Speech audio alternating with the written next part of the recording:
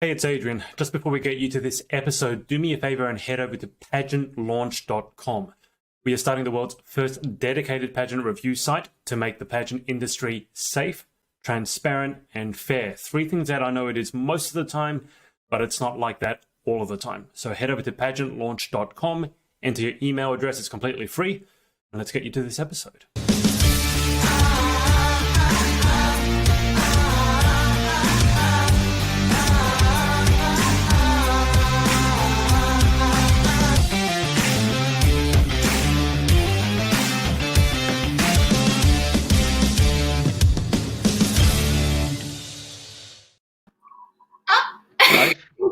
I've forgotten that it's Halloween for you, and I forgot my mask, which I have upstairs. I'm not going to go get it now. I had like a masquerade mask. But look, hello everyone. It's Adrian from the Pageant Project, and my special guest for today is Miss Hawaii USA 2021 finalist, Guinevere Davenport. Hello. Welcome to the show. Hiya. I'm so happy to be here. That was so cool with the intro and woo. Yeah, you guys watching this, whether live or replay, you can't see. I've got little webcams below that show me what Guinevere is doing whilst you guys can't see her. And she was like rocking out to the intro music. You're not the first person to do that. It's funny to watch. Some people are just like nervous before it gets started and they're like really still. They're like fully going for it. But Gwen, why don't you do a little introduction for yourself? So tell our viewers a little bit about you. Yeah, so I'm from Big Island. I'm from Hawaii. I'm 25 years old. I graduated from Hilo 2 years ago with my degree in cell and molecular biology. I was on the pre-med track. I thought for the longest time I was going to become a physician. And, since graduating, kind of figuring out life and just being a 20-something-year-old, I realized that maybe the MD path may not be for me, and there's other opportunities and there's other things that I kind of want to explore. And so some of them include modeling and basically living that like 5-year-old Barbie fantasy dream, being a princess every day. Before Corona, I was a princess. I was doing princess parties here and there. And yeah, just trying different things, doing aerial dance, figuring out painting again, and just getting back to who I am and just figuring out what brings me joy, and hopefully that'll bring joy to others. And so, yeah, just living life. That sounds good. I don't think the Barbie life is really only for 5-year-olds anymore. I know many people who live the Barbie life. No, way into double digits at least. Yeah. Not 5-year-olds. No, I think Barbie is amazing. I know, like, I when I was younger, I had this neighbor who was like, "You're just a Barbie doll," and I was like, "Thank you so much," because Barbie is an astronaut, she's a teacher, she's a beautician, she's a supermodel, she's a teacher, she's everything, and it's so amazing, and it's really cool, and it's kind of coming to a full circle for myself to kind of feel like, oh wow, this is something that I didn't realize how much it subconsciously inspired, that now I'm kind of becoming what that is, or what I hoped that is, yeah. Do you know that I've actually interviewed the real life Barbie? No way! In the UK or Ireland, I can't remember exactly where she was a real life Barbie, but the toy company Mattel used to hire out one person to go around to places and be the real life Barbie. So if you went up to her and asked her a question, she had to know all the toys or the occupations, all that. Yeah, they don't do that anymore. They now pick individual Barbies in individual cities rather than having one person and paying her to go all over the place. But she was meeting celebrities. She had to know all the Barbie trivia and all that. So yeah, that's incredible. Oh my God! I know the actual real life Barbie. I don't think I've ever started an interview with saying that I know the real life Barbie. But can you just back up for a sec? So you're from Hawaii, but you pronounce it as Hawaii. Yeah. So that's interesting to me. Can you tell me a bit more about that? Yeah. So Hawaii is traditionally, or the proper way to pronounce it is Hawaii, because in the Hawaiian alphabet, W's are pronounced in the V sound. And so Vai, for instance, VAI, is actually water. And so if we were thinking about Waikiki, it's actually going to be Waikiki. And so Right. Okay. with that, I'm just a really firm believer that I'm still learning. I'm not fluent in Hawaiian by any means, but to preserve the language and to encourage the language, I really am a firm believer that we need to pronounce it the correct way and give the respect towards that. And so with that, that's why I always pronounce it Hawaii. Yeah, and I'm a stickler for those sorts of things as well. So can you tell me and tell the viewers a bit more? I don't know how many of them know anything about Hawaii. I've been there.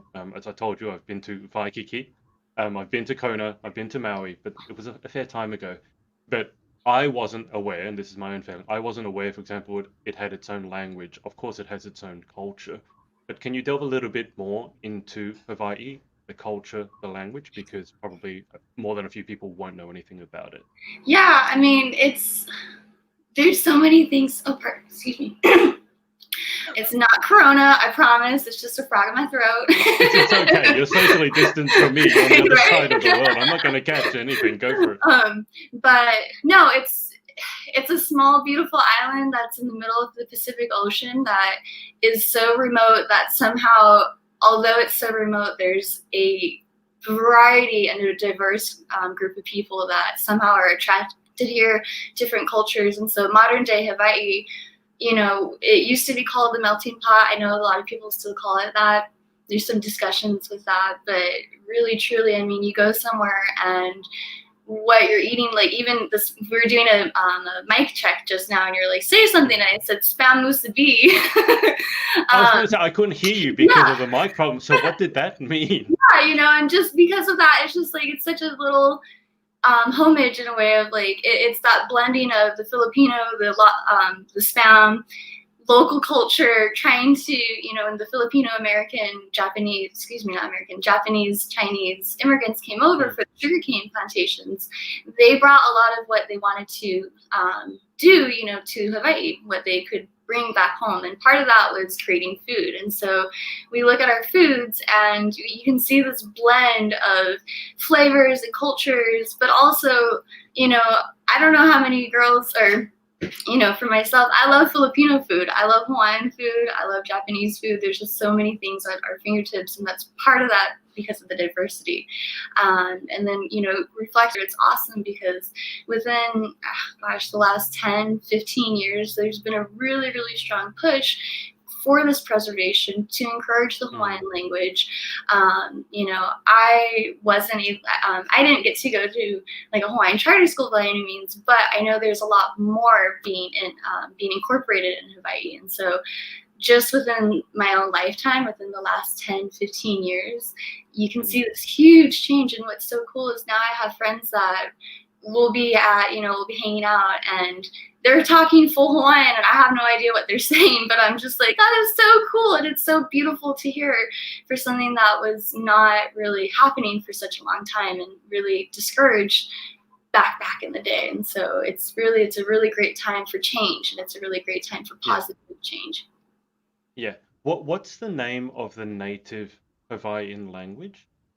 Hawaiian? What do you mean? So the language that you're speaking. So the forgive me. Is it the Islander language or the language that you were just saying your friends were speaking? What's the name of it? Is it just Hawaii? Olelo. But to be again, Olelo. But to be completely honest, I don't want to be butchering any words, and no, that's fine. I just wanted to know the name of the language. So can you outline the relationship? Because obviously you guys are part of the United States. How do you guys view the relationship between yourself and the United States? Do you view yourself as, I mean, the closest analogy I can think of, and this is not entirely accurate, we don't have, but there's New Zealand. Mm-hmm. And a lot of people basically think New Zealand is part of Australia, which it's not. It has its own country, it has its own currency, its own government. But a lot of people just they lump the two together, let's say. What's the relationship like between Hawaii and the United States? Yeah, well, first, I think you could talk to any local person, and the first thing they're going to say is, "Oh, the mainland." Right. It's just incorporated as the mainland and then Hawaii. And obviously, geographically, there's a reason for that. Yeah. But even more so, you think about how we live, and I would say it's kind of a joke, but we live on Hawaii time, right? We cruise. We live on Hawaii time. We're relaxed. We go with the flow. We live with aloha, and that is quite different. Not every place in the mainland by any means, but I would argue for a good majority, where you're comparing to like corporate America or just the business way or the city way of doing things. It's just fast paced, and it's a different way of life. And because of that, it kind of separates, I would say, like sometimes how we think about ourselves, because we are so blessed to be on this remote island, but at the same time, it's like, whoa, we are in the middle of the ocean. And although I wouldn't say disconnected, it can feel disconnected at times. But that is why I feel like within our community, because it's such a small knit community, we find support within each other. And so it's different, but it's not too different, Yeah. Well, and I think I saw your Instagram bio, that phrase, live with aloha. And I've been meaning Yeah. to ask you, so what does that mean, live with aloha? Yeah, I just, that's the first thing on my Instagram caption, live with aloha, live aloha. And to me, that just really means that you're embodying what aloha is. And what that is love. When we say aloha, it's not just hello, goodbye, but it's really you're sharing that breath with another person. You're sharing that ha. And with that comes respect. And that comes with respect for the land, respect for each other, and respect for yourself. And so I just really, really feel like deep down inside, that means ultimately to treat yourself with the best kind of love and to treat others with that same type of love. I had no idea that it actually meant anything other than hello. I mean, obviously, Hawaii is famous for aloha and people saying aloha, but I had no idea it was anything past a greeting. I mean, I've been to Fiji, and the locals are always saying bula. It's always bula, bula, bula, bula, bula, bula, and they've always got a huge smile. But I had no idea that Hawaii had that much meaning behind aloha. You also did mention the food, and you're by no means the first pageant girl to talk about food. No, and part of that, I think, because we're on such a strict diet, that's all I'm thinking about. Maybe we shouldn't talk about it, but I'm going to go there anyway. Please. What are your favorite sort of, I don't know, there's a native Hawaiian sort of cuisine, but are you okay down there? Yeah. Happy Halloween. Oh, I didn't notice that. I thought you were sneezing down there and you come up with different ears. Happy Halloween, everyone. What's your favorite food? Talk us through some of the more exotic Hawaiian foods. Oh, I just like my plate lunches, to be quite honest. White rice, katsu chicken, some katsu sauce, mac salad, some poke. Poke is cubed raw fish, so it's similar to like sushi in that regard. Yeah, I love sushi, of course. Oh my gosh, all the noodles, all the udon, ramen, chow mein, chow. There's a lot of Asian influences here, and like it's kind of funny. I was going to say that. You sound like you're describing a typical Japanese menu here. What we'd have in a Japanese restaurant would have all those things, except the chow mein would be Chinese. Yeah, Chinese. I didn't realize it was that heavily influenced. Because when I went over there, it was all. I mean, this was like 10, 15 years ago. All I was having, at that time, I was actually a raw foodist. Interesting. And, yeah, I didn't have the greatest luck with the American cuisine there because everything was burgers, fries with that. The serving sizes were huge, and I always was having salads. And the only thing I remember was everyone saying, "Do you want ranch with that?" It was ranch. I had no idea what. Yeah, I had no idea what ranch was. I was like, "No, get it away from me!" But it was, "Do you want ranch with this? Do you want ranch?" But what you're describing, yeah, maybe we shouldn't talk about it because it is making me hungry. No, it's all good. I can talk about it for days. Did you say you're on a strict diet? You mean in terms of pageant prep? Just for pageant prep, yeah. It's been part of this pageant prep, part of doing this.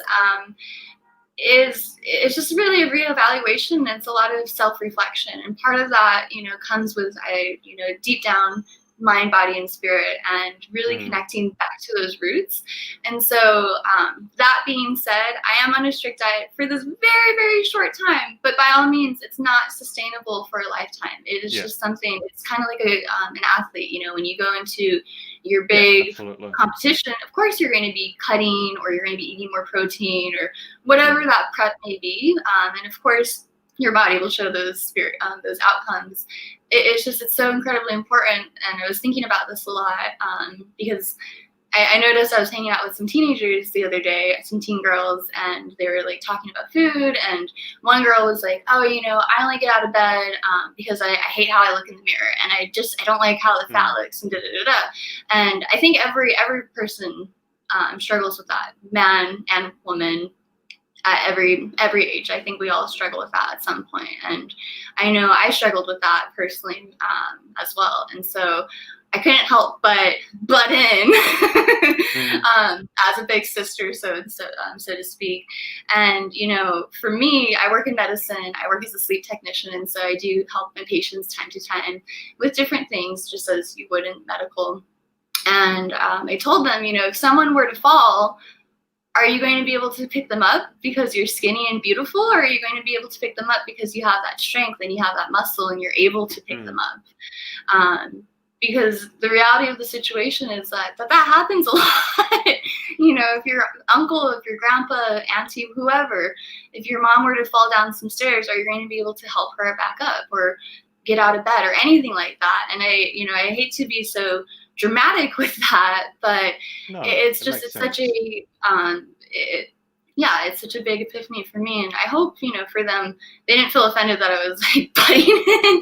They know me, but they were like, "Oh, I never really thought of it that way." And I know for me, especially now going into this competition, of course it's really great for Model-esque and for physique and everything to look the part, to feel the part, but it's been such an amazing, for myself during this time, reflection of, if I want this, I'm going to make this happen. And that includes, like, if I want to set time to work out, even if it's just for a quick 10-minute walk outside, and I shouldn't be thinking of it as a workout, but rather as a fresh breath of air, as a way to help my patients in the future, as a way to help myself. It's such a complete turn of the leaf in terms of what our physical and like dieting and everything is. And so, yeah. Sorry to go on a rant. No, I was just thinking a couple of things, but one thing that does strike me, it's a shame that, even in a culture as beautiful as Hawaii, that sort of the idea that teenage girls would be looking at themselves and be judging themselves for how they look and not being skinny enough. I mean, it's sad that it's gone everywhere, and I kind of intellectually know that, because obviously Hawaii is, the Western world, but it still strikes me as sad that even there, that young girls are kind of waking up and going, I don't want to look at myself in the mirror. Um, and comes back to, again, Hawaii.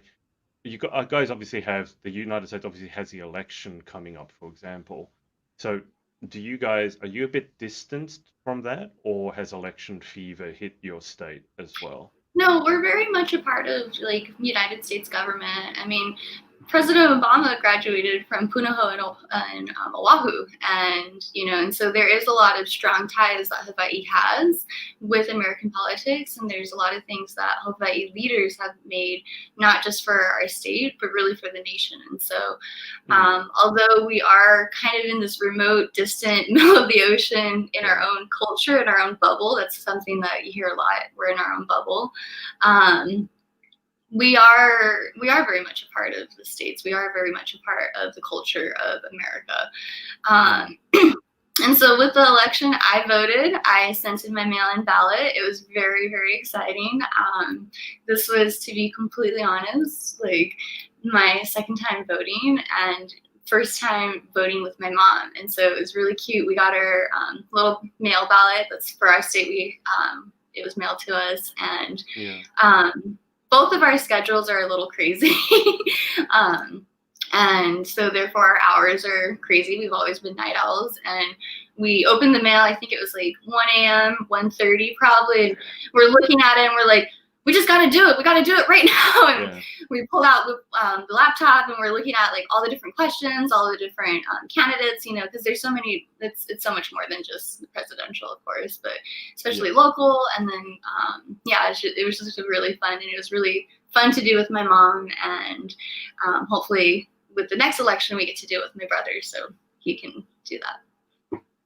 It's interesting to me as an Australian because in Australia, voting is compulsory. So if you don't vote, they literally know because they have a register where they will tick your name off. So if you don't vote, you get fined. But I was reading the news about the United States election just the other day, and apparently even with the mail-in ballots the early mail-in ballots, I think it was 60% of the total number of people who voted in the last election in total. So obviously this election is super, super important. I won't go into the politics of it all because it's all over the news and everyone's entitled to their own opinion. But I would say vote. I don't know. I mean, the thing I'm sorry, I didn't mean to cut you off. Sorry. No, I was just going to say I've always thought that politics was really boring and I always distanced myself from it.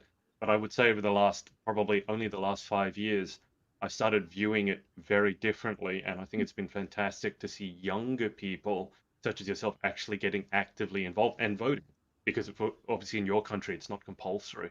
So for you, have you noticed that at all within yourself and within your community that you've become more active or interested in politics because obviously there's more at stake now than maybe there was 5-10 years ago? Absolutely. I think even more so now, I feel more empowered. I think part of the reason why our voter turnout is so low is because there is a distrust. And there's the question of, does our vote even really matter? Does it really count? And so because of that, well, if it doesn't count, then I just might as well not do it. When really it should be, well, maybe if it doesn't count, maybe I should just do it anyways because it only takes a few seconds of my time. And then I am having a voice in what I can say and what I believe in. Pardon me. Excuse me. And, you know, so for myself, I feel like I've actually always been interested in politics. I've always been interested in climate change, for instance. I can proudly tell you in middle school, I was the first girl to bring the exercise tote bag to school with like the 3 little recycle things while everyone was using backpacks. And, you know, here I am with my tote bag and recycling it and trying to tell people, you know, you got to recycle paper and so forth. And, you know, from there, I even wanted to go into like student politics and so much different in the school age. I didn't win that election. I didn't promise free ice cream every Friday, but that's okay. It's all good. But what I was able to do was start recycling and start the paper compost at the middle school in 8th grade and get involved in like science fairs and getting involved in robotics and being able to make that positive change that I wanted to see in the world. Because although, you know, voting, I think you get to really say, this is what I'd really like to see, and hopefully it happens, and the majority can hopefully agree with you, you know, if we're all on the same page or it's in the step in the right direction, so to speak. But even more so, you can control your own path and you can control what's right in front of you. And so for that being, although, you know, this election is really important in terms of like climate change, there's a lot of like corporations and that whole fun thing that I'm not even going to touch. But even more so, there's a lot of individual things though that we can do that we can hopefully make that change. So a super important question. You said you didn't get voted in because you didn't promise free ice cream on Friday. How were you going to fund or budget for the free ice cream every Friday? Did you get that far? No, that's what I didn't, and I'm not throwing any shade or Kool-Aid, but it never happened when the other girl won, just saying. But did she promise the free ice cream, did she? And she didn't follow through. Mm-hmm, that's a real politician. It's all good. It's all good. But no, actually, fast forward, because we are such a small community, she's doing fabulous. She's doing great. I believe she's like a dental hygienist now. And so Oh wow. she Okay. did do a lot of other things for the school during that. I didn't. Just a little. Well, I guess it makes sense. She's obviously interested in dental health, and she didn't give people free ice cream. So, I mean, Something those like two that, at right? least. I'll make an excuse for her. But if we back up all the way a second, I normally start the interview with this. But in terms of pageant history, because obviously you are now in the finals for Miss Hawaii USA 2021. Can you give us an idea as to your pageant history? Oh my. Here Well, we go. um, to be completely honest, I was first involved in pageantries when I was 17. There's a little local pageant in my town called Miss Kona Coffee. And at the time, I feel like when I tell people my high school senior year was that of like a movie. Growing up, I had braces. I had really, really thick bottle cap, like Coca-Cola lens glasses. I had speech therapy until 8th grade. And so you can imagine with that, it's challenging to make friends. It's challenging to talk when not most people are understanding you and you're having such a hard time getting the words out. And then on top of it, then you get these braces put on you after working so hard, training your tongue and your mouth to not do that. And it's just, I had a lisp until high school practically. And so, Wow. just a couple different things. And I loved reading. My what am I trying to say? My haven was reading. My haven was in the school, was in my science fair, was just kind of figuring out and just doing my own thing. And so I had a lot of confidence things to overcome. But at the time, I was babysitting at my church, and one of the people talked to me, and she was like, Gwen, you should really consider doing the Miss Kona Coffee pageant, because they need one more contestant. And if they don't have this one more contestant by Friday, they're not going to do the pageant. And, mind you, Miss Kona Coffee growing up for me, she was in all the parades. She visited my school. I do remember a school visit from her. I think it was like 4th grade or so. And I remember I didn't have TV growing up, but I remember going over to my friend's house and actually watching the Miss Hawaii pageant one time and seeing Miss Kona Coffee. And so you can imagine it was like, whoa, okay, this is kind of a cool small town celebrity, so to speak. And for her to suggest that I could do that was like, oh, I don't know, let me think about it. And then she goes, well, if you do it, even if you don't win, you're going to get $300. It's for a scholarship. It's for scholarship, right? And I had no idea it was related to scholarship. I didn't even know that pageantries could be related to that. I always thought it was just your typical stage, gown, beauty, boom, done. That's it, right? And so after looking more into it and realizing what I could gain, aka my college books paid for that semester, I went to Walmart and I went to Payless and I got my bikini for $10, my high heels from Payless for like $5 or $7, and I wore them everywhere because I was extremely clumsy too. My mom didn't let me carry in the eggs at all.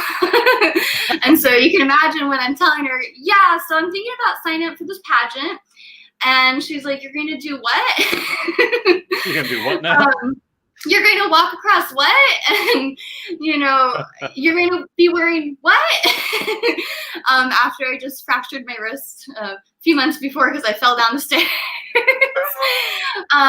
Are you telling the truth? It sounds like you're making this story up. We can FaceTime my mom right now, and she's just going to be like, yep.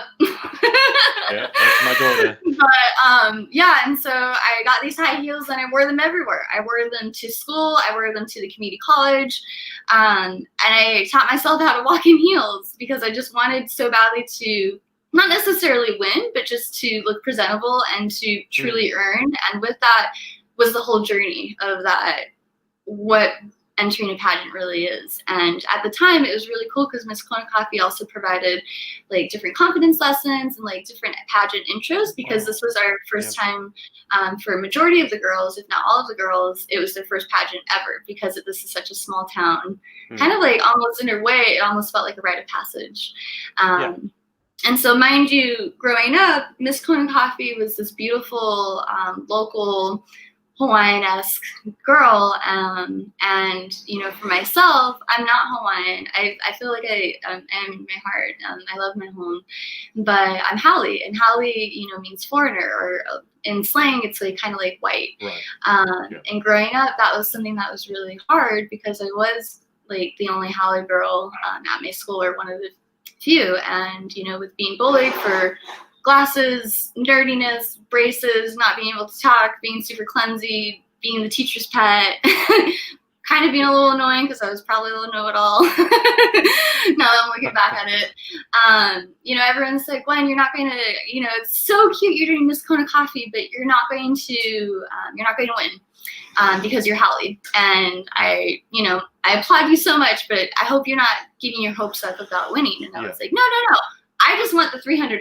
That's it. That's all I want. And I'm cool with that. And so fast forward to the pageant, we're all holding hands and they announced my name.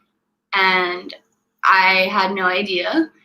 They had to announce it 3 different times because it was just such a, like, I even said going on stage, this has been such an amazing experience. And I know I'm not going to win, but thank you, universe, for this kind of thing. And suddenly I won, and it was just this whole, whoa, you're a pageant winner. And mind you, the pageant night, that was my first time ever wearing makeup.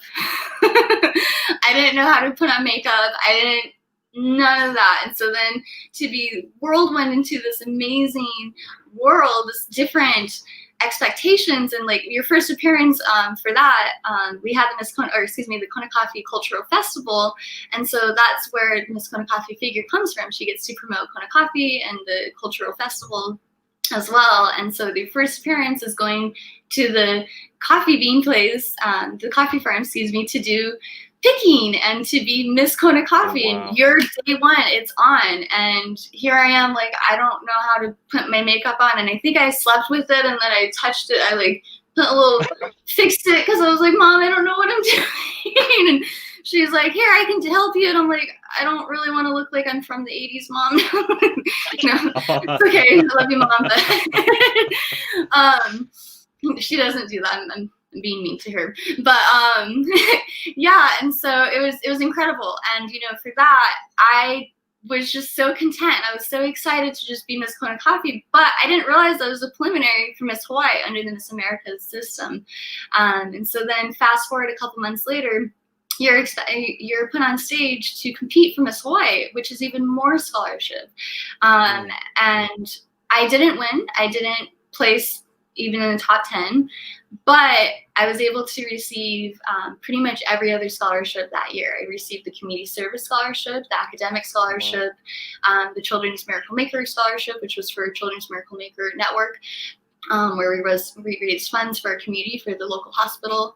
And, you know, it was awesome. And on top of it, again, a fabulous experience, a lot of self-discovery, a lot of just learning about myself and making friends, not only, you know, with the other girl who won with me that night, but across the state. And, you know, as an outer island girl, often, Big Island, Oahu kind of tends to be like the main island. That's where, like, if you watch Hawaii 5-0, that's where that's located, you know, Waikiki. So everyone's like, oh, that's the island. And so for the outer island girls, such as myself, to be able to fly over and like that whole experience, right?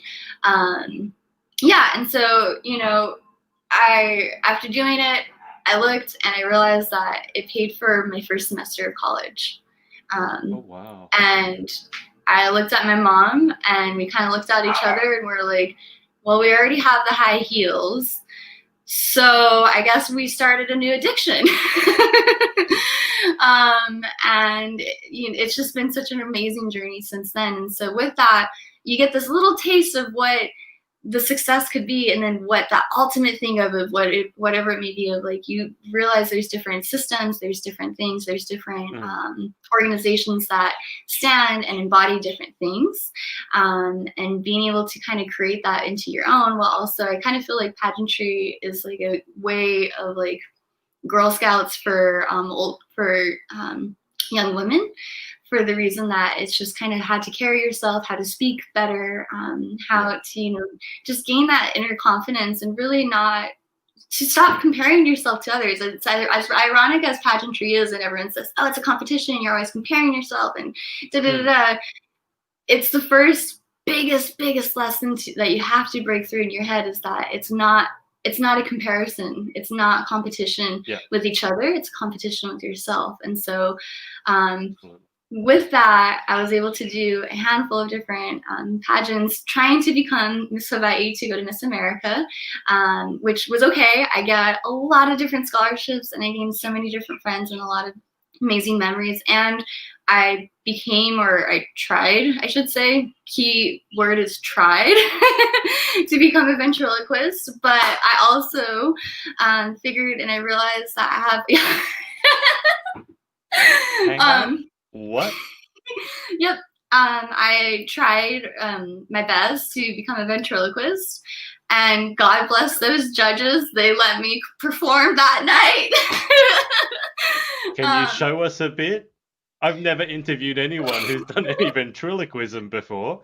So you have to be able to speak without moving. Oh, God. Do that again. Hello, how's it going? My name is Gloria Esteban. Hello, everyone. I don't know why you're laughing. I'm right here. It's not like I'm invisible or anything. And so keyword is, again, tried. I haven't done that in years. Oh my God, that is the best thing I've ever seen on an interview. That's hilarious. Oh gosh. Well done. Thank you. Thank goodness I'm wearing black, because I'm sweating profusely. That was nerve-wracking. But you know, with that, I realized that I love puppets, and I love, you know, making people laugh, and I especially love connecting with children, and being able to perform Gloria. That was one of my partners in crime, and being able to connect with children, and being able to talk about respect, and tying that within my biggest passion of talking about preventing and really telling the signs of domestic abuse within a relationship, more so being able to be an upstander and know the red flags within yourself, but also being able to kind of say to a friend, hey, is everything okay? And being able to provide those safe zones. It starts at a young age. And so with Gloria, my puppet, I was able to go into schools and talk to children, you know, starting with consent, because my puppet, I wish I brought her here. I didn't even think about that, because she's been traveling. She's been kind of doing her own self-discovery, so to speak, without being attached to someone right by her all the time. And so, you know, with that, we were able to, she's kind of Muppety looking, so to speak, like a Sesame Street kind of style, and kids get really excited. And the first thing, you know, 5, 6, 7-year-old, oh, I just want to touch her. I just want to, oh, you know, let me hug her. It's just so exciting. And we have to say, stop. You have to ask me first. And, you know, it's such a key point, and it's such a starting path at that young age of, you know, did you ask? And really starting those key points that then it will just trickle on, and it will ripple on to other areas, and being able to, you know, and Gloria just provided that really safe zone for kids to talk and to feel comfortable. And it was a really awesome, amazing thing that I was able to do, partially, if not because of pageantry. It led me to, you know, as silly as it is, and I would probably never do it any other way, but, you know, you want a way to connect with children. You want a way to talk about something that's really scary, that's something that, you know, needs to be broken down.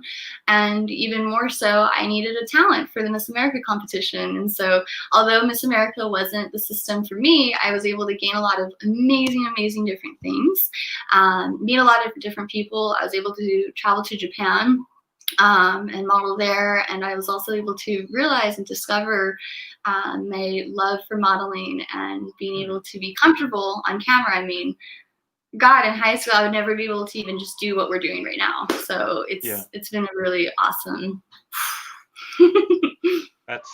that's quite a journey, Gwen.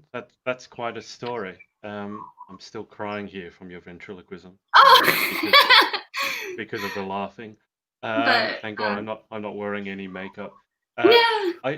I just want to speak to your point about teaching kids about consent, because it sounds like such a small thing.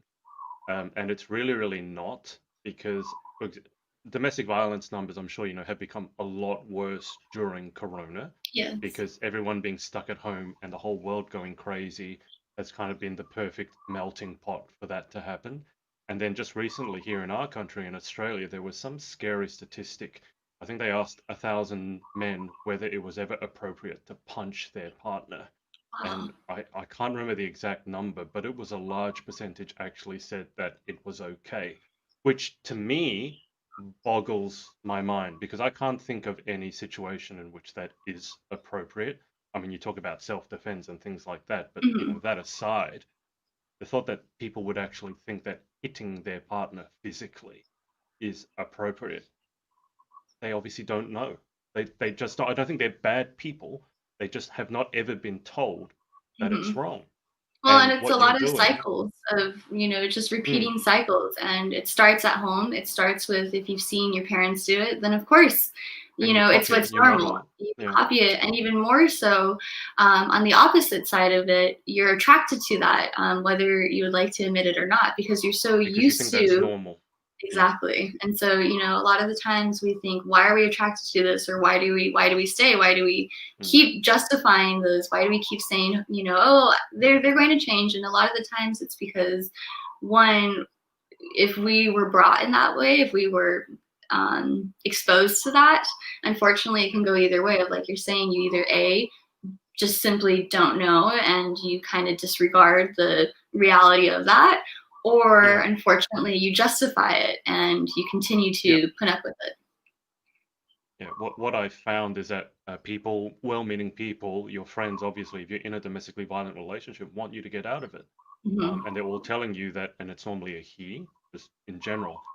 He's hitting you, he's Yeah. doing this, it's abusive, it's not right, and that almost forces the lady, the girl, to defend her partner, because I've been told by them that very often they still love him, Yeah. because to your point, that they think Yes. that's what love is, and they genuinely still love this person, and yet they're being told that he's a horrible person, And I that want to she should also, leave him. yeah, Yeah, yeah. go for it. And there always is a lot of great qualities too. I'm just going to use the word abuser. Yeah. They can be an amazing community figure. They can be an amazing volunteer and Mm, a great whatever job it is. They yeah. can have all these amazing different qualities. But it takes work to have a healthy relationship, Mm, and everyone is capable of both good and bad skills in terms of with each yeah. other. And that's why it's so important to not only justify and kind of rediscover that we need to really love ourselves. I know it's so cliche to say you have to love yourself before you can love another, but it Absolutely. starts with that. It starts because going back to, if you were exposed to that raising in the Mm, home, um, then, unfortunately, most times you're going to have that struggle with your own self confidence and your self absolutely. esteem. And so, with that comes a lot of empowerment, a lot of just self love, and being able to redefine and reevaluate who you are, what your values are, and what you stand for. And even more so, oh, I think you froze. Um, but, and then being able to reiterate what it is that you want in a partner and the ways to continue that. And, one of the biggest things is communication and trust. Mm. And, we can go into a whole laundry list of different things, but it starts with loving yourself. Let's just break it down, because obviously you know a lot about this topic, and I've done a fair bit of work in it as well. Sorry, Gwen, you Hang go. on 1 second. I'm going to get my computer charger. I'll be right back. So sorry. Okay, that's all right. So, guys, Gwen is actually at an Airbnb at the moment. It's not her house, so she's a little not a little over the place. Hang on one Her second. I'm Halloween-ness. so sorry. I'm still here. I'm not going anywhere. I'm just telling people that you're at an Airbnb. So. Okay, you there we hear go. me. I'm so sorry. My phone, I was or just my telling phone. people My laptop. you're at an Airbnb, so you've got now Yeah, the ears, and you got so many ears. I love Halloween. Halloween is one of my favorite holidays. Oh. Oh no. Hello. It's Oh, not. there we go. Halloween is not the biggest holiday here in Australia. It's getting bigger, but I'm seeing everyone get involved in it, and I'm jealous. But what I was going to say is, obviously, you know a lot about the subject of domestic violence. I've worked with a fair few ladies on it as well. Just a brief overview. How do you know if you're in an abusive relationship to start? Because I think that's an important thing if someone's watching this. And then also, if you do go after a bit of introspection, go, actually, I think I might be. What are the first kind of steps that you would advise someone to take if they go, actually, yeah, I think I might be in one? So how do you tell? And then what do you do? Yeah, I think the biggest most thing is if you're questioning yourself. If you're questioning yourself and you're questioning your realities. And what I mean by that is your partner is making you question and second guess yourself and second guess your values, second guess your worth, second guess your thought processes, and really ultimately just making you question, oh, is this okay? And making you feel worse about yourself, when in retrospect, a partner should be making you feel better about yourself and should be bettering you. If there's, I hate to use this example, but one of the biggest things, one of the biggest red flags is, there's a huge difference of a boyfriend girlfriend hanging out and always hanging out on Wednesdays because that's their night together. And the girl says, oh, can I go hang out with my friend on Wednesday night? I know it's our night, but I really want to hang out with my girlfriends and so forth. And he's upset and he said, no, Wednesdays are our night. Okay, so be it. That's a plan. That's a date. That's typical. What isn't healthy though is him saying, no, you can't hang out with her whatsoever. And it's not just Wednesday night, but it's every night of the week. I need you to be here with me because I can't trust that what you're going to be doing with her. I don't trust her when you're around her, so to speak. And so it's really just starting to question your reality of, well, wait, why can't I hang out with my friend? You're right. I can't trust what I'm going to be doing around. And you start to kind of believe and you reiterate these things of what your partner is telling you rather than what you and who you are and what you believe is. And so biggest thing is just questioning yourself and and just not feeling good about yourself. I hate to, as plain and simple as it is, love shouldn't hurt. Love should never hurt. And furthermore, hope is not an answer. Hoping that they're going to be changing after they had a blow up over something that was so small and saying, okay, they apologized and, they broke everything. They had the tantrum. Okay, they cooled down. They apologized. They're just really hungry. I mean, I know I'm hangry. I get my hangry moments, but I don't have a freak out moment and the whole entourage, and it just, there's so many other things that kind of lead into that, and so biggest thing. And then the last thing I would say is, if you are still not sure and you're so in love with your partner because you guys have a dog together and you live together and you have a future together and you've been with each other for 2, 3, 4, 5, 10 years, you have a history, you know each other, you etc., is when your friends, when your coworkers, when your parents start to say, are you sure you're being treated right? Are you sure everything's okay? Because that was kind of weird that you have to ask your boyfriend for permission to hang out with me or permission to study with me, or you have to, it's not coordination, it's not a teamwork, it's controlling and it's possessiveness. And you're not having that independence that everyone ultimately deserves.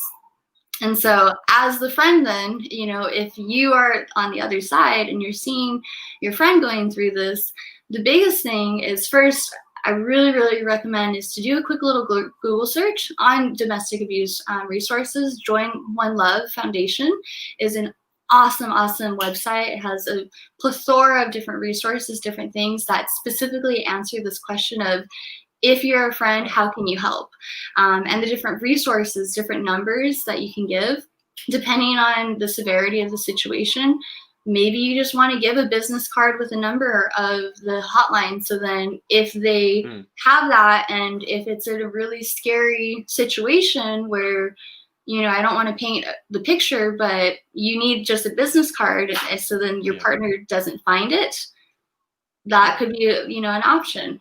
But ultimately is, my biggest thing is, first off, and I know, like, especially over here, and I would argue most places, is the first thing is because you're so passionate about your friend and you so badly just you hate his guts and shame on him, is do not address the abuser. Do not. This is not something that is for the friend battle, and it's not even something for the partner to typically address. This is something that needs to be a collaborative effort. This isn't a one man going into this crazy battle alone. And so it's to not address the abuser. It's not to Facebook message him and say, how dare you, because that's only going to fuel the fire, and that's only going to make it worse rather than making it better. And so first off, don't do that. Secondly, have your resources available, and if and when your friend is ready to end that relationship, just to be there for a friend. And keep in mind that this isn't going to be one time. And for cycles happen. Unfortunately, we love to forgive, and we love to hope. We love to hope that it's going to be changing. And, hopefully as a friend, you can remind your friend who's out of that relationship that they need to stay out of that relationship, that they need to find back to who they are, to get back to their roots, what made them happy from the get-go, even before they met that partner, and to ultimately just to love yourself again, and whether that's just hanging out with them and going to the beach and doing stuff that kind of gets back to what the root of it is, doing healthy activities together, whatever it is, just being a good friend and understanding that they're going to be heartbroken. This isn't just something that, God, they hit me, they beat the crap out of me, they, but I still love them, and it's okay. And to understand that, it's not okay, and to remind them that it's not okay, but that it is healthy, that you're going to have those emotions, and as a friend, to not just be so shut down and say, well, he's just a dirtbag, but to be a really, truly understanding friend and say, yeah, I know that your heart is broken, but you don't deserve that, and you deserve so much more. And so there's a lot of different things, but those are the top 5 bullet points on the top of my head, I would say, in regards. And there's a lot of information. The internet is so wonderful. Thank goodness we have iPhones nowadays. There's a lot of different websites. Like I said, One Love Foundation is an awesome resource for especially young teens and young adults, in terms of just recognizing these different things that kind of fit more into the youthful group, more so than when we're married. Because I think ultimately, until maybe 5 years ago, when we talk about domestic abuse, unfortunately, we kind of subconsciously would link it with marriage couples and really long-term couples, rather than realizing that a lot of it starts at teen dating violence, and it starts with controlling behaviors and so forth, and it starts with not justifying that behavior.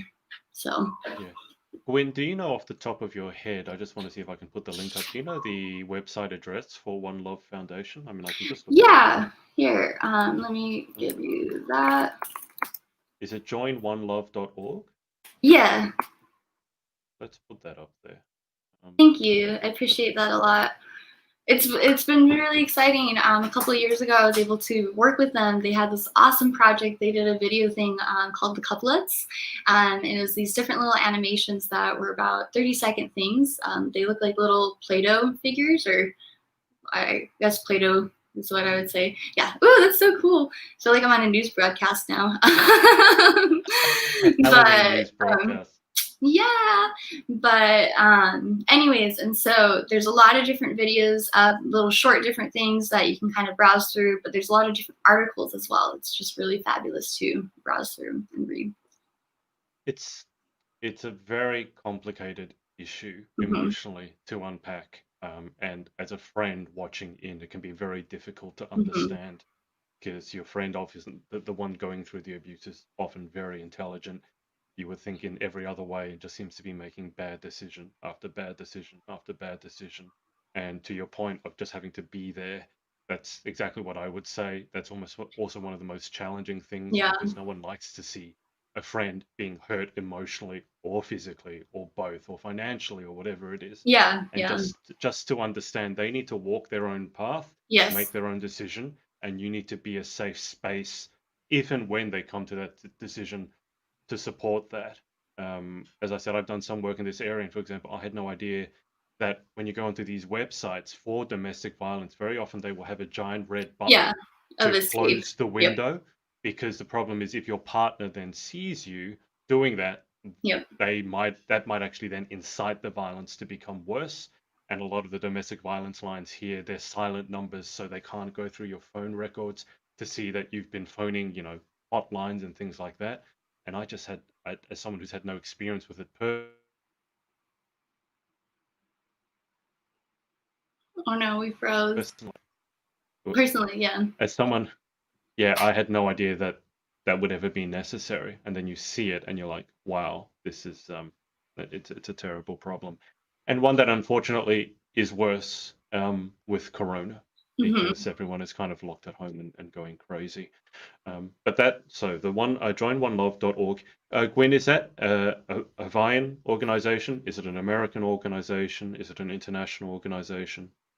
It's an American organization. It was founded by a mother who unfortunately lost her daughter to to domestic violence, and her daughter was, I believe, a college sophomore.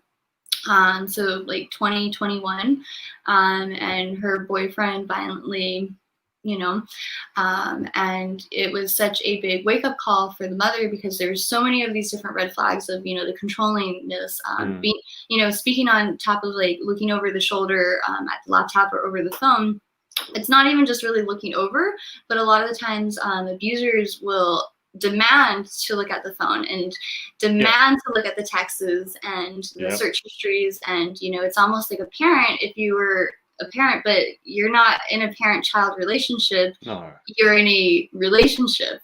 yeah, And so with that, there's just so many different things. And she started this, she realized that she needed to start this. So then, if her daughter maybe had those things, maybe had some type of like thing of not justifying these behaviors, because I think a lot of the times when we get into a relationship, obviously we're so happy to be in a relationship and we so badly yeah, want that to work out, regardless of any background that we have. We so badly want things to work, and there's a little upper in us all, no mm, matter what. Even if it's the best relationship at all, we always are wanting to just make it better, and we just want to make sure that they like us. And yeah, how can I make sure that they keep liking me? And this needs to stay forever. And we kind of mm, forget that it's not the point of being in a relationship. It's the point of the benefits and the happiness and the growth that you receive from that relationship, more than just having a boyfriend or just being with someone, just to be with someone.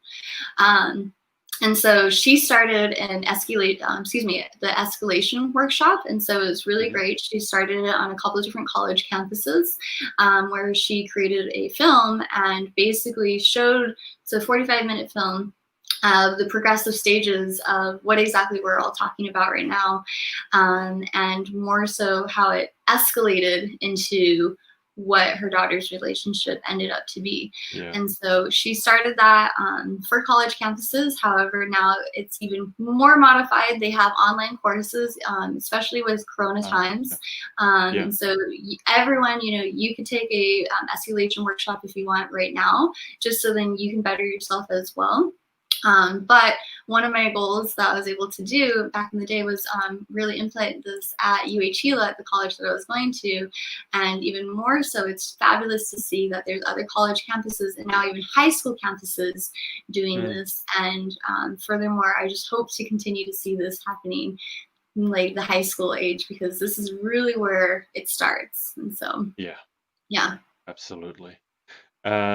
And that's, look, it's a super important topic. We'll change out of it just to lighten the mood a bit. But obviously, there's that URL scrolling below. So I strongly suggest, even if you're not going through a domestically violent relationship, that you educate yourself, because I promise you, and not to cut you off, but statistically, 1 in 4 women and 1 in 10 men will experience domestic abuse in their lifetime. And so I will bet you $1 million, even though I don't have $1 million, I'll hold you to that. Anyone who is watching this either knows someone, and if you may not know someone directly, I know you know someone indirectly who has experienced this within their lifetime. Yeah, it really is a huge issue. So, and if you're not in America, for anyone watching in Australia or the UK or anywhere else, then a Google search, most countries that I know of do have similar setups, similar organizations, and similar crisis helplines as well. But Gwen, if we go back to the pageant for just a sec, obviously you are a Miss Hawaii USA 2021 finalist. Do you have any goals for yourself in terms of how well you'd want to do? I mean, we've spoken a lot about the internal journey that you've been through. So are your goals, can't talk anymore, are your goals more internal, or do you have any specific, like, I want to make whatever it is? I mean, I think it's fair, and I don't think it's selfish to say I would love to win. I would love the opportunity to compete at Miss USA. And, I hope it doesn't sound too cocky, but ultimately, I want to be Miss Universe. I want to be the next Berkeley. Berkeley was a Miss Hawaii USA from Oahu, who graced one Miss Hawaii USA on her first time, went to Miss USA, won it, and won Miss Universe. And her infamous answer, if you're a super pageant fan, is, if you had one wish in the world, what would it be? And she said to eat anything and not gain any weight. And it was such a classic answer of her personality, and such a Hawaii girl thing to say, I argue. But it was just so authentic, and it was so genuine, and it was just so beautiful. Even though she was being silly and being herself, it was beautiful because she was being herself. And so ultimately, I would love to be the next Berkeley. I would love to be the next Miss Universe. To bring back the crown to Hawaii would be amazing. And so, of course, I want to say, I want to win Miss Hawaii USA. That would be the best goal. But, that being said, this year, I mean, every year, we always say there's great contestants. There is amazing contestants this year. You got to realize these girls are doing this, myself included, obviously, because this has been a goal of not just mine, but I'm assuming others, for quite some time. And for me, on myself, I just know that despite the world being where it's at, I am the most ready now. This is my time now. I'm ready to kind of come out of my cocoon. It's taken a while, with the pageant journey of just figuring out these different things of this is what I like, this is what I value, little things of modeling, a little thing of like, oh, this is how we actually eat right, this is how we take care of our body, this is how we can talk to other people. And I was able to compete in Miss Hawaii USA in 2014 when I was 18, and it was such a different thing. I think I did a marathon across the stage because I was just so excited to be there. It wasn't a nervous thing. It was just, but now, rather than it being exciting and just gotta go, just now I feel like I can finally have my breath, and I'm ready to share my breath with others. And so it's both externally and internally, but internally, this has just been a really, really fabulous way for me to kind of have that breath and being able to come full circle with myself and just putting forthright that and not having anything held back at all, the good, the bad, and the ugly, and the beautiful too. And, you know, I just hope that I can share that with others and go from there. And hopefully that would be great if I made top 10. But, you know, it's such a different way of doing a pageant this year too. It's going to be really exciting. Miss Hawaii USA, they're doing it in a live broadcast way. And so it's been really great seeing how like other organizations have been doing it. Like, I think I was just watching like, what was it? Miss Universe Canada or not? There's some Miss Universe something that just happened, and basically it was Canada. just a small Canada. Oh, and South Africa as well. Yeah. And you know, it's a small. They had their interviews. They were socially distant. They had everyone. We're going to be having everyone check into a hotel, being properly tested before we are there, so everyone's safe, everyone's cleared, and then we're not allowed to leave the hotel. And so that's how we're doing it. I think it's a really amazing thing that the USA system is figuring out a way to adapt to our ever-changing environment and to continue to provide these opportunities that I know for myself and a lot of young women and young girls have dreamed about and want this, and life keeps on going. You know, there is no other time than now, and that was part of the reason why I was really on the fence about doing it this year, because we talked a little bit before, but I was telling Adrian, I'm not too sure, because I really love that stage. I love the energy from the audience, and we're not going to have that audience this year. So I'm not too sure, but in retrospect, the audience that you feel, or that energy that you feel, will still be felt, because it's that collective energy of people tuning in and watching on the live broadcast. And so it's just going to be a really interesting, but it's going to be a really fun and memorable way to doing it this year. And I'm just really looking forward to it. Guinevere, do you have any other ears to put on? Yeah, I was like saving the best for last.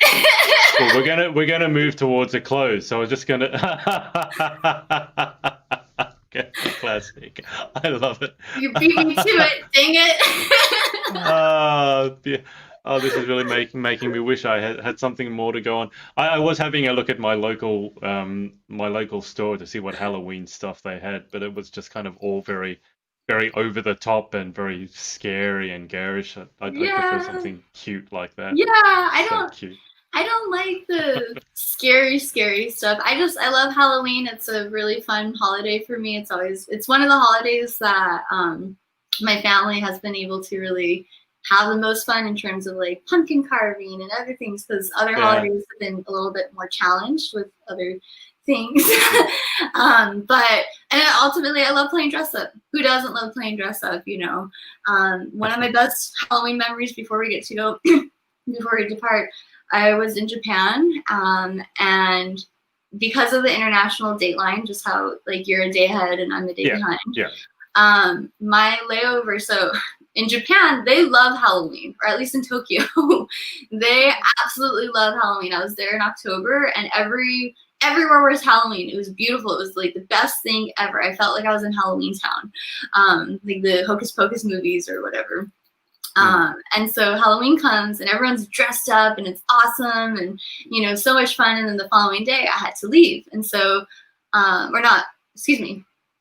it was the 30th. Everyone was celebrating, and then the 31st. So 31st, I was leaving, but my layover was in Guam, and so it was Halloween again.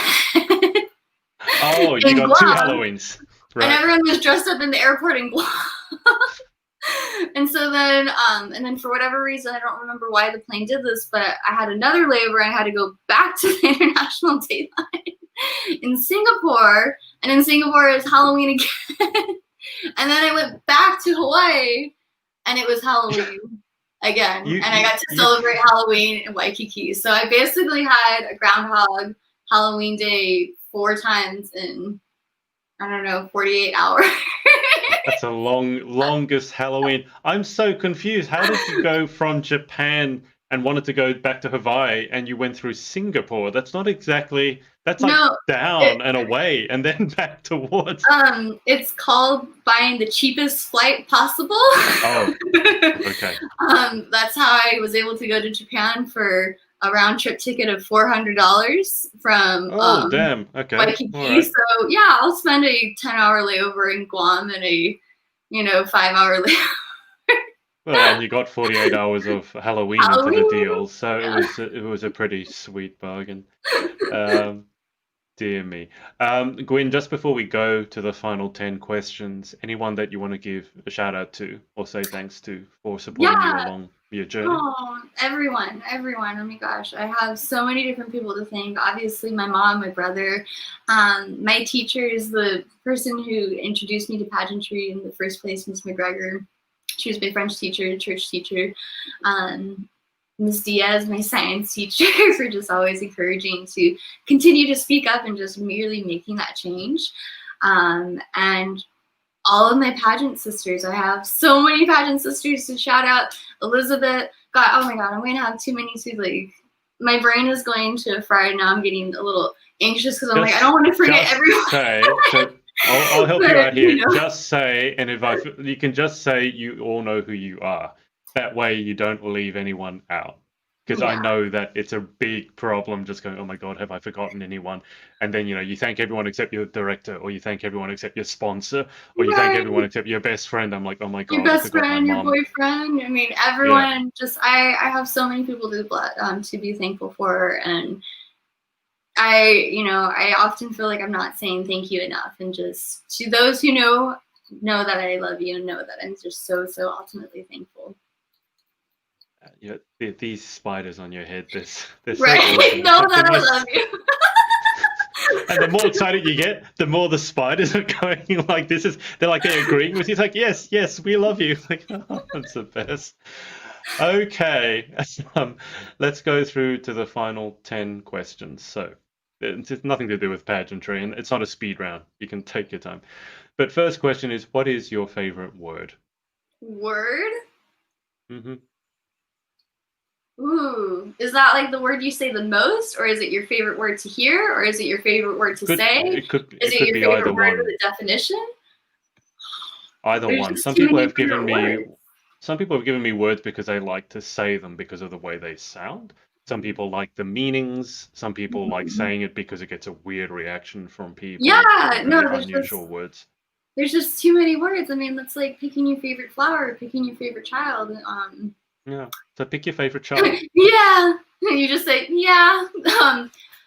I like the word tenacious. Tenacious. I really, tenacious. Tenacious. I just wanted to I like how it sounds. I like how it visually looks, and I love the meaning. It means to persevere and to withstand despite all odds, and to just be the anchor in the rough of the sea, in the storm. To be as still as the eye of the hurricane. I feel like that's kind of what, when I hear the word tenacious, that's what I think of. For that, and then I would also say, like, right now I've been noticing I'm attracted to the word joy a lot. It's been quite interesting. I've been saying that. I mean, of course, joy is a great word. It looks great. It means something. I feel like, it's odd when I think of it. I just see and I feel yellow. I feel like maybe others can relate to that. But it's interesting because within like the last 2 months or so, I'll be at the store, and for whatever reason, it'll be like joy. And I know we're not in the joy season because we're not in Christmas yet. Yeah. But it'll be like the newspaper or different things. And so I think right now, those two big words, my favorite words are joy and tenacious. Yeah. Quite unusual. Next question. Oh, it's a good combination. I like it. I like the question. What's your favorite word? Can we flip the script real quick? You're interviewing me. I don't know.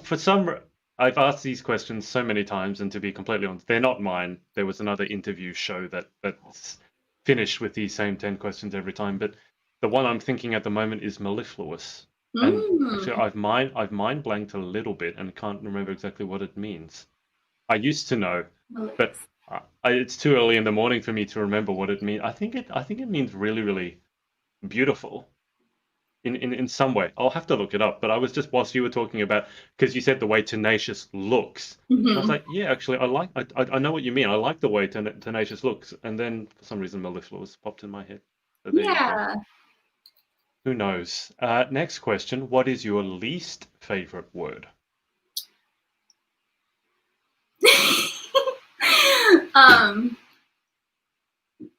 Panties. I don't know.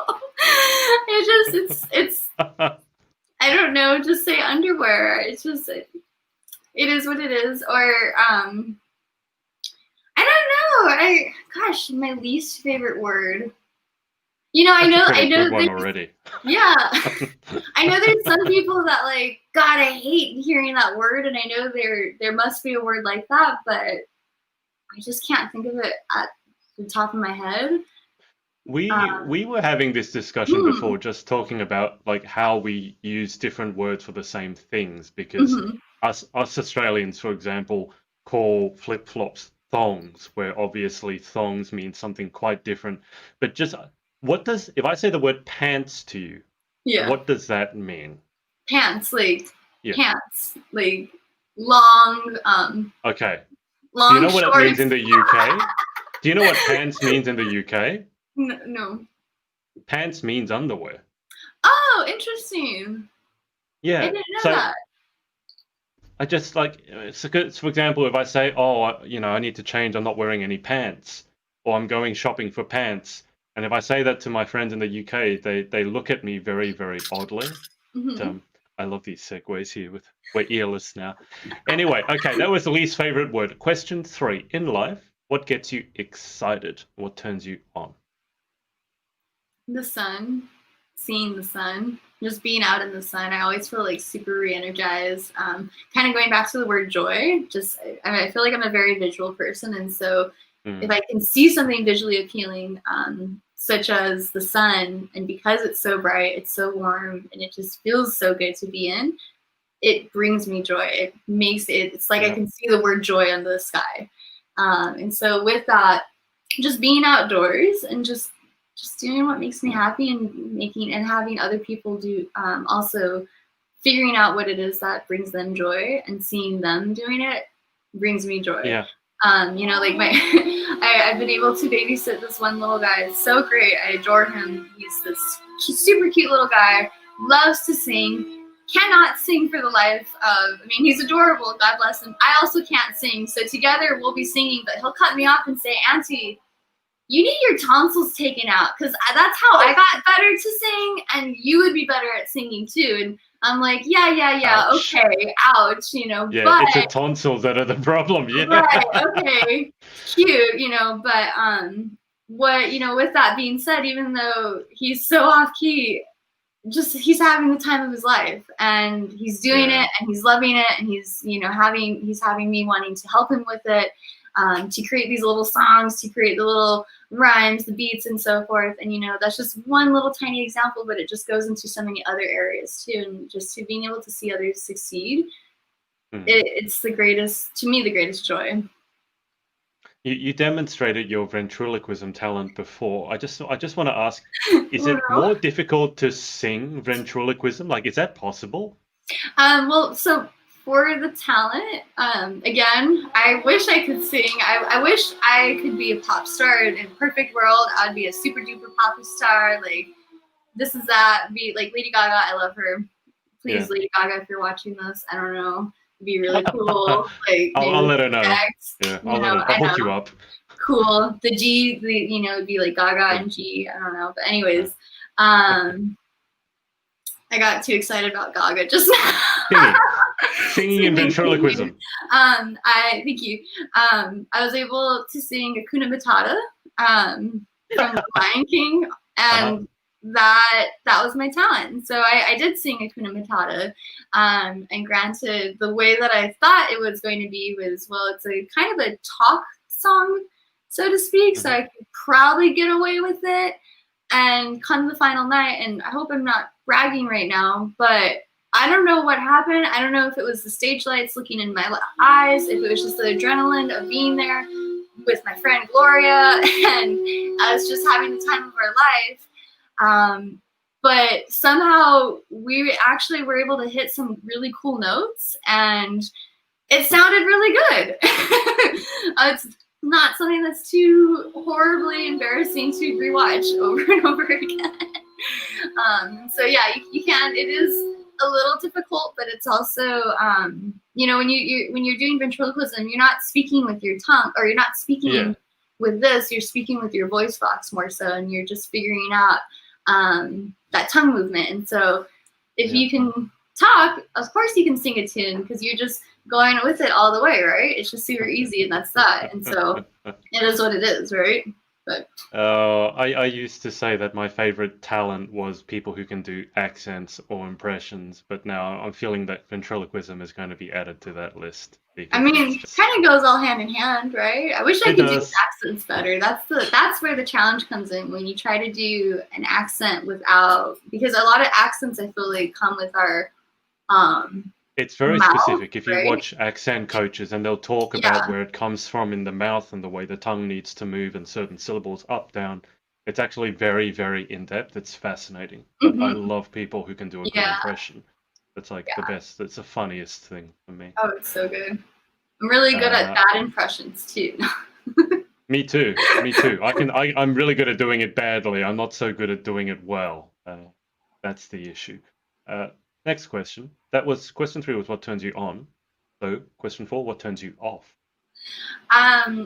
Rudeness. Just plain rudeness, disrespect.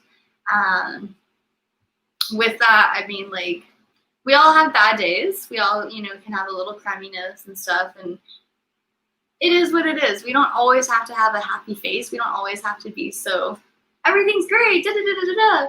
But what I cannot absolutely stand is if you're having a bad day and then you put that on another person.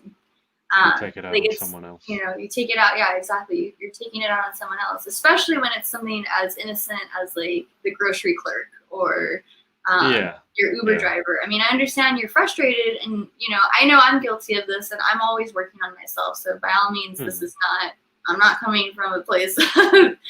I've learned this, and I'm still learning this, and I still have my moments. But you know, just not being rude to the grocery clerk, not just being short-tempered, and not being snarky, and you know, so forth, for no apparent reason. That's one of my biggest turn off.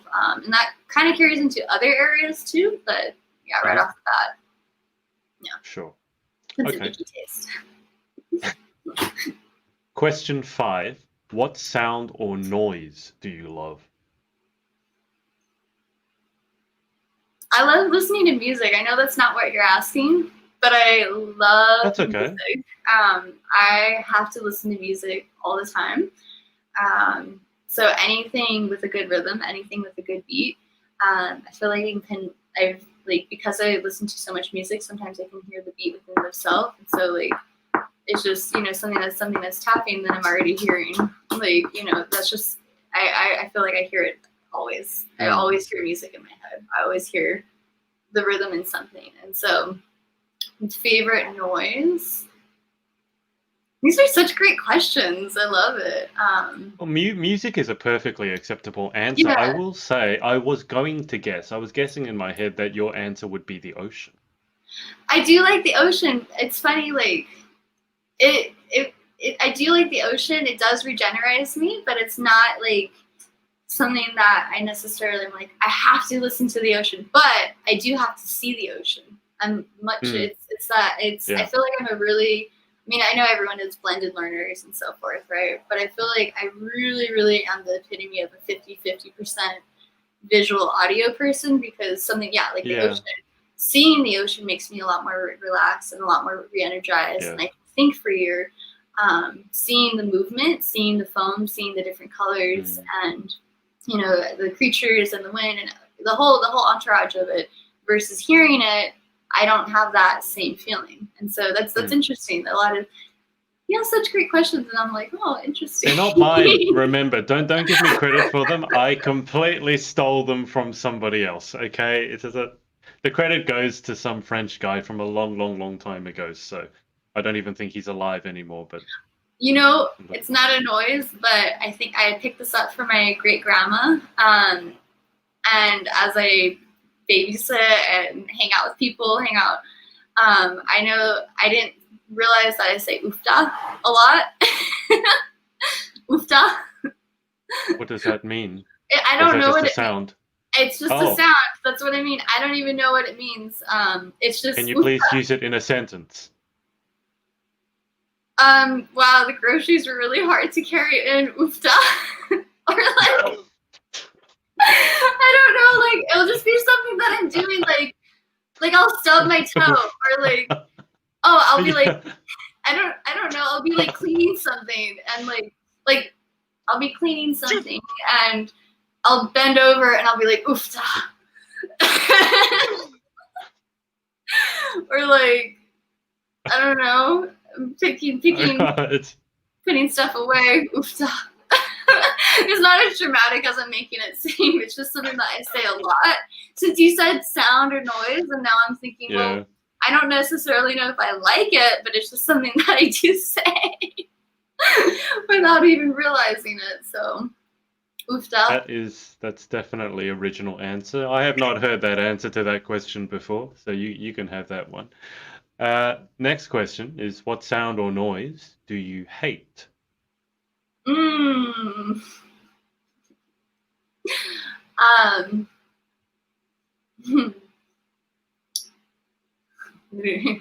You're asking the sleep tech who sleeps during the day what sound she doesn't like. I can't wait. Yeah, just, oh gosh, everything. Construction noises, especially I think construction noises, the drilling. The drilling's the worst because it's the high pitch. I already have a little high pitch in my ear already, so anything that amplifies that is really bad. The kind of noise. But construction is the worst because, unlike a dog or a baby, where if they're crying or barking or whatever, they're usually doing it for a reason, and if you can figure out that reason, then it stops. You can stop it. Yeah. But construction, it just keeps going, and it keeps going. And after working all night, watching other people sleep, and you're wanting to sleep. Oh, and the other thing too is being so sensitive to the heat and the humidity. You hear this, and then, and it just the whole scene of it, and then it gets hot, and then you just wake up, and it's 11 o'clock a.m. and you've only slept for 2 hours, 3 hours maybe, and you're just listening to this beautiful orchestra as you trying to go to sleep. I like how you're giving that answer and your face is smiling, but your eyes are screaming like you want to kill somebody. It's hilarious. Your eyes are just like you're like this. Patient. Okay, it makes a lot of sense. Let's move on so we don't make you angry. Question 7. Actually, I think it's the one that you mentioned before. If you could have any one superpower, what would you pick and why? Ooh, I think I would stop time. It would be like, those like Doctor Strange. It's not exactly time stopping, but it's like kind of magic, kind of stopping. Or you know what? To make it simple, I'd be a witch. I know it's not exactly a superhero, super magic, but I always thought Hogwarts just never sent my letter. Maybe it got lost in the ocean. In the owl. Somewhere in the owl. The owl never crossed the Pacific. I don't know. Because I would love to be a witch and just like kind of have all of the powers in the sense of like, oh, my room clean, done. Oh, have a wand. But with obviously we've watched witchy movies and it's Halloween, so that's why I'm thinking about it. Magic doesn't solve all your problems, just like the superpowers don't. And so even though it's really cool to like levitate stuff or to stop time or to have these different things, it just is really a way to enhance. And so I'd be a witch. Even if it doesn't solve all the problems, it would still make it more fun. It'd make it more fun. Yeah, why not? And if I could stop time, it would be, I mean, I always think I get way too into those like time movies where I'm like, well, if they stop that, then this would happen, and da da da da da. Oh, don't go into the science of time travel. Ignoring that, it'd be so great. I could stop time. I could do everything that I want to do, and then continue doing it. And then I could stop time and do everything I want to do, and like just continue. Okay, just hang on. Okay, so here's the most important question I've ever asked anyone. If that was your power, your superpower to stop time, you know how all the heroes have to have some way of, activating their power. So Doctor Strange, he has, all these things. So how would you stop time? What would your thing be? Are you going to be like a Scarlet Witch? Are you going to be a Doctor Strange? Are you going to be like Dr. X, who's like Professor X, he's like thinking? How would you activate your power? I like having like the little amulet thing that's kind of cool, like, oh, you have to find it and da-da-da-da. But honestly, I'm kind of feeling right now, and maybe it's just because I'm in a silly mood, but like I would just say bippity boppity boop, and like that's that. Why not? It's easy to remember if I'm in a really stressful situation and there's like a dinosaur coming after me, and like it's like the I don't know if Australia has it. In America, we have these commercials where it's like the car insurance, where it's like something disastrous is happening, and then the insurance agent goes in and then it beeps or pops you out. It'd be something similar to like that. So like a Jurassic Park scene, like, the dinosaur's coming after me, and then I'm like, bippy boppy boop. For a second, I thought you were going to say, I don't know whether Australia has dinosaurs. I'm like, no, we don't have dinosaurs. No, I'm not that blonde. Thank you. Jeez. But your bippity boppity boop. I mean, did you see that? Because that was a thing on TikTok, wasn't it? When people would jump up and they would change their clothes, and there was this song that always ended up with bippity boppity, and right on the boop they would jump up and then change their outfit. You should see that then. So they've stolen your superpower. When you said the boop, it froze you, and like you were like, But yeah, I'm not too. I like Instagram. I'm not too big on TikTok, but I like Instagram. So believe me, if you're not into it, stay away from it, because it is the biggest time suck you'll ever have. I've spent about 20 years of my life on TikTok already. So what you're saying is I could stop time with it theoretically.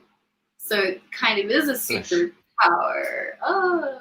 Anyways. I love the nerdiness that's coming in. I mean, anyone who's going to even mention potentially the science behind time travel, that is a long conversation to have, believe me. You can wind yourself up in so many.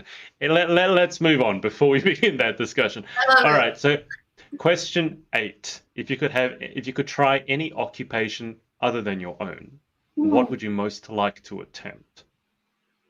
Oh gosh, there's like so many different things. We're going to put like one thing. Oh my gosh. This is good practice for pageant. You have to. They ask for one thing. You have to give one thing. You can't go, well, I'm just going to give you 10. Like, no, one thing. I would be a astronaut. I'd be an astronaut. I would want to float in space, and I'd want to see what Earth looks like. Yeah. You know what's really unusual about that answer? You would think I would have heard it before. I've actually never heard that answer before. I mean, you're saying pilot. You're saying I don't have to go to school or like anything. It's just like poof, you're an astronaut. So no schooling, no nothing, no debt. I'd be an astronaut. I don't have to learn the math of it. I can just be the astronaut, and like they're like, I've been watching. Oh gosh, I forget the show on Netflix, but they have like a botanist, and I could just be like the botanist on board, like I don't know how to do any of the engineering stuff, but give me my plans.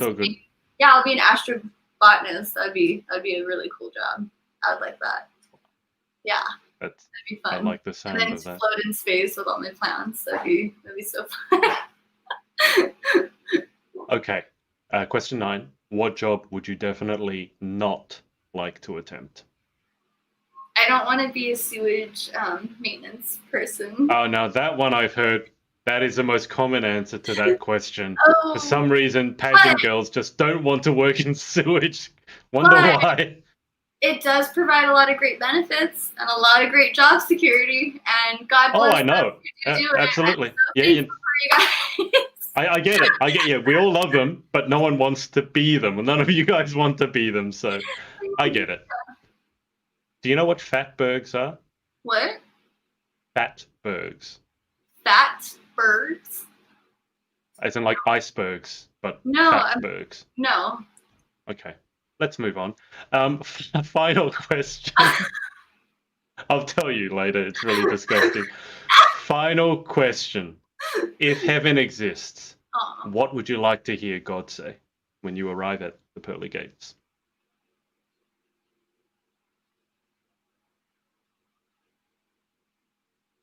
You made it to the right place.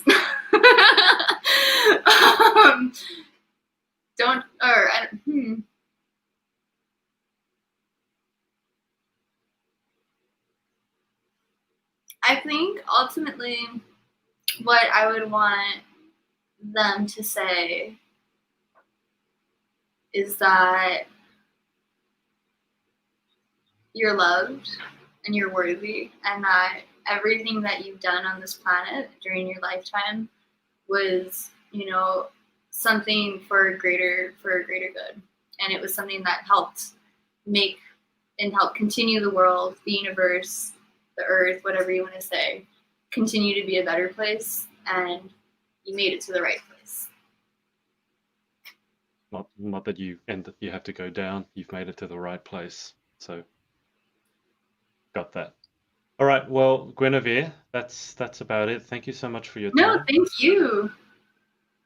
And obviously, as I said, the One Love Foundation is scrolling below for people who may be going through domestic violence, or you just want to educate yourself.